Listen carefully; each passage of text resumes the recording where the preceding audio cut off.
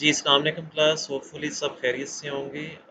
आज का हमारा जो टॉपिक है वो कुछ गिफ की फ़ाइल बनाने से रेलिवेंट है कि गिफ की फ़ाइल जो है वो कैसे बनती है।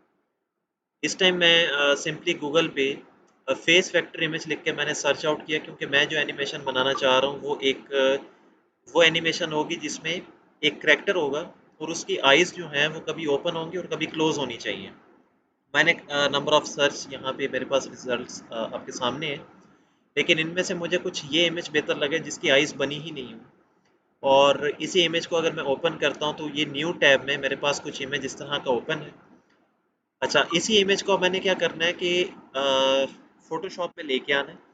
अब फ़ोटोशॉप में लाने के इसके 2-3 तरीक़ेकार हैं।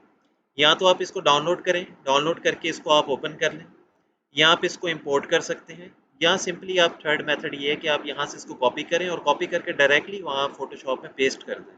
तो मैं फ़िलहाल इसको इसी तरह ही कर रहा हूँ कि यहाँ से मैंने इमेज को कॉपी किया और इमेज का यहाँ पे नीचे मुझे साइज़ मेंशन है 1100 बाय 56, 1156 मल्टीप्लाई बाय 1156। और हम लोग जो फोटोशॉप में डॉक्यूमेंट क्रिएट करते हैं वो 1000 बाय 1000 का होता है और रेजोल्यूशन 72 के साथ होता है। अब मैं क्या कर रहा हूँ कि सिंपली मैं फोटोशॉप ओपन कर रहा हूँ। फोटोशॉप ओपन करने के बाद यहाँ पे मैं इसको कंट्रोल वी के साथ पेस्ट कर रहा हूँ। कंट्रोल वी करने के बाद, पेस्ट करने के बाद मैं कंट्रोल टी कर रहा हूँ। कंट्रोल टी हमारे पास ट्रांसफॉर्म करने के लिए होता है किसी भी इमेज को। और अब मैं इमेज को इस पूरे फ्रेम के अंदर फिट करना चाह रहा हूँ।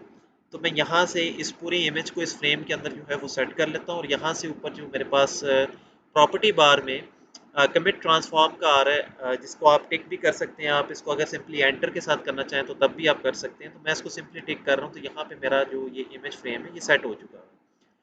अब मैंने क्या करना है कि इसी लेयर की कंट्रोल जे के साथ मैंने कॉपी जनरेट कर ली, क्योंकि लेयर मेरी ये सिलेक्टेड थी। और अब इस लेयर के बाद मैं अब इसमें क्या करूंगा कि इसकी आइज़ बनाऊंगा सबसे पहले। तो आइज़ बनाने के लिए सिंपली मैं क्या कर रहा हूँ कि टूल बार में जा रहा हूँ। टूल बार में जाने के बाद मेरे पास ये वेक्टर शेप्स अवेलेबल है। एलिप्स का टूल यूज़ कर रहा हूँ। एलिप्स के टूल से मैंने इसकी जो है वो एक आई बनाई। आई बनाने के बाद मैं क्या कर रहा हूँ कि मूव टूल पे जा रहा हूँ। मूव टूल से मैं इसकी आइज़ की जो मेरे पास पोजीशन है उसको मैं ठीक कर लेता हूँ। अब मैं ऑल्ट की प्रेस कर रहा हूँ, साथ लेफ्ट माउस का की प्रेस करके इसकी एक कॉपी जनरेट कर रहा हूँ बिल्कुल इसके पैरेलल। तो मेरे पास यहाँ पे जो है वो आइस बन चुकी हैं। अब मैं क्या करूँगा, मैं सिंपली यहाँ से देखूँगा लेयर को ऑफ करके, यहाँ से लेयर को ऑफ करके कोई फ़र्क पड़ रहा है नहीं पड़ रहा है। यहाँ से इनको ऑफ ऑन करके देखूँगा तो ऑब्वियस सी बात है मुझे कुछ एनिमेशन बनती नज़र आ रही है। लेकिन एनिमेशन आपकी इस तरह से नहीं बनेगी, इतनी आसान नहीं है एनिमेशन बनानी। आप क्या करेंगे कि आपने ये विंडोज़ में जाना है। विंडोज़ में जाने के बाद आपके पास ये नीचे ऑप्शन आएगा टाइमलाइन का। टाइमलाइन के ऑप्शन पे आपने क्लिक करना है। तो यहाँ पे मज़ीद आपको कुछ और अवेलेबिलिटीज़ मिलेंगी, जिस तरह कि आपने क्रिएट फ्रेम एनिमेशंस करनी है और एक आपके पास आ रहा है क्रिएट वीडियो टाइमलाइन। तो वीडियो बनाने के लिए आप वीडियो टाइमलाइन कर सकते हैं, बैकग्राउंड पे कोई म्यूज़िक लगा सकते हैं, कुछ भी कर सकते हैं। वो एक हमारा नेक्स्ट टॉपिक होगा। लेकिन यहाँ पे क्रिएट फ्रेम एनिमेशंस पे इस टाइम मैंने क्लिक किया हुआ है और जो भी फ्रेम आप एनिमेशन के लिए बना लेके आना चाहते हैं तो यहाँ से आप उसको सिलेक्ट करें। अब सिलेक्शन आपने कैसे देनी है, कंट्रोल का की आपने प्रेस करना है। ये मैंने लेयर्स पहले सेलेक्ट करनी है और आखिर में मैंने ये वाली लेयर सेलेक्ट करनी है।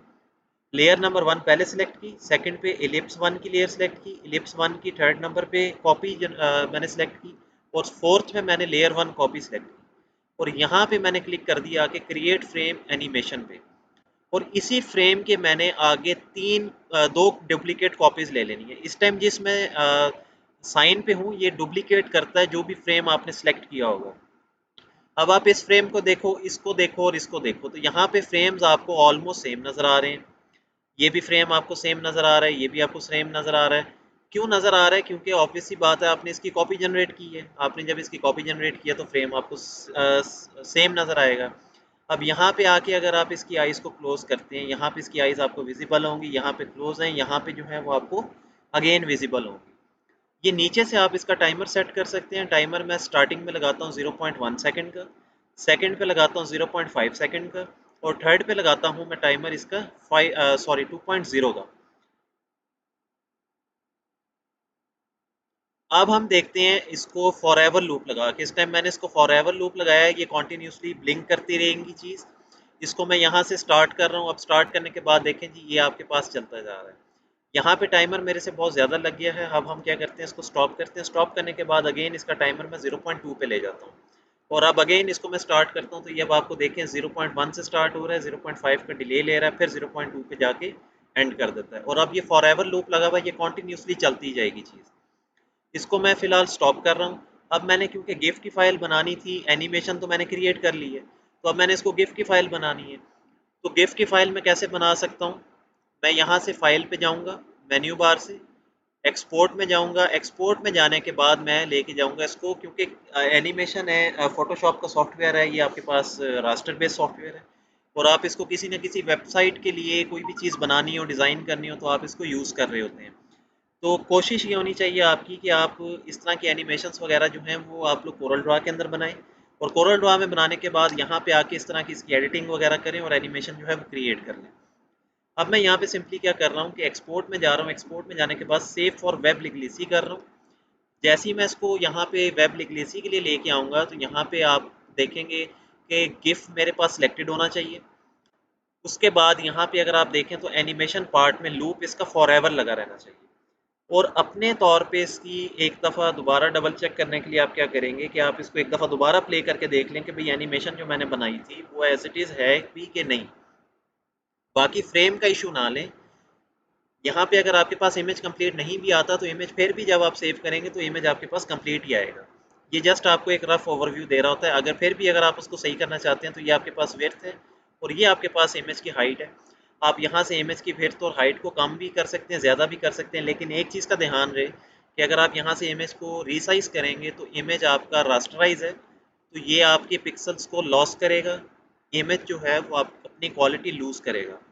तो आपने क्या करना है, सिंपली इसको सेव पे लेके जाना है और अपनी लोकेशन बतानी है कि आपने इसको कहाँ सेव करवाना है। इस टाइम मैं इसको डेस्कटॉप पे सेव करवा रहा हूँ और एनिमेशन 3 के नाम से फाइल जो है वो मैं सेव कर रहा हूँ। एनिमेशन 3 के नाम से फाइल मैं सेव कर रहा हूँ डेस्कटॉप पे और इस टाइम मैंने अपनी फाइल जो है वो सेव कर ली है। अब मैं क्या करता हूँ कि फ़ोटोशॉप को मिनिमाइज़ करता हूँ, गूगल को मिनिमाइज़ करता हूँ और यहाँ पे देखूँगा एनिमेशन 3 के नाम से मेरे पास जो फ़ाइल पड़ी हुई है, अब मैं इसको ओपन कर रहा हूँ।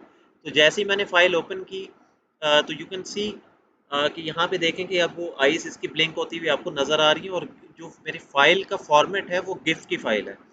फिर भी अगर आपने अपनी फ़ाइल फ़ॉर्मेट को कंफ़र्म करना हो तो उसका तरीक़ेकार यही होता है कि आप यहाँ से जाएँ फ़ाइल के ऊपर और राइट क्लिक माउस प्रेस करने के बाद प्रॉपर्टीज़ में जाएँ। तो यहाँ पे आपको टाइप ऑफ फ़ाइल पता चल जाता है कि आपके पास ये गिफ की फ़ाइल है कि ये कौन-सी फ़ाइल फ़ॉर्मेट है। तो इस चीज़ का आपके ध्यान रहना चाहिए। अगेन मैं आपको इसको ओपन करके दिखा रहा हूँ, तो इस तरह से आप बहुत अच्छी एनिमेशंस जो हैं वो क्रिएट कर सकते हैं। आप कुछ लोगोस में एनिमेशंस क्रिएट कर सकते हैं। तो इस तरह से फ़ोटोशॉप में गिफ की फ़ाइल बनती है और फ़ोटोशॉप में वीडियोस भी बनती हैं, वीडियो फाइल्स भी बनती हैं, बहुत अच्छी-अच्छी एनिमेशंस वीडियोस बन सकती हैं। तो उसका टॉपिक हमारा इंशाल्लाह नेक्स्ट रहेगा। होपफुली आप लोगों को लेक्चर जो है वो बड़ा क्लियरली समझ आ गया होगा क्लास। इंशाल्लाह आपसे फिर नेक्स्ट क्लास में मुलाकात होती है। अल्लाह हाफ़िज़।